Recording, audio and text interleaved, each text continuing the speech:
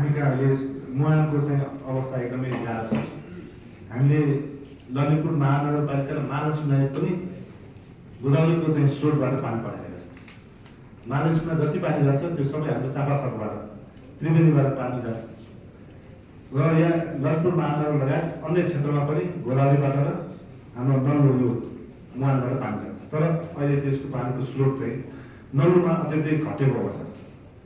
त्यसकारण यो स्रोत बिना हामीले पानीको मुहान पनि हामीले गाह्रो छ र योभन्दा अगाडि हामी सिस्नेरी खोलालाई ल्याउने जो चाहिँ 13 किलोमिटर मात्रै सुरुङ बनाएको छ। सिस्नेरीको चाहिँ अध्ययन पनि भइरहेको छ र त्यसको टिपिया पनि तयार भएको छ। मान्यज्यूलाई यो सिस्नेरीको चाहिँ खानेपानी हामी ल्याउन सक्यो भने यो सिङ्गो ललितपुरलाई चाहिँ त्यो पानी पुग्छ। मेलम्चीको त छँदै छ तर त्यो थप चाहिँ बल त्यसबाट प्राप्त हुन्छ। त्यस कारण यसलाई खानेपानी अब अहिले सबैभन्दा समस्या भनेको सबै ठाउँमा अभाव खानेपानीको हो। सबै ठाउँमा सबैले बाटोकै माग्यो। त्यस यो क्षेत्रलाई चाहिँ अलिकति प्रायोरिटी राख्नु अरू कुरामा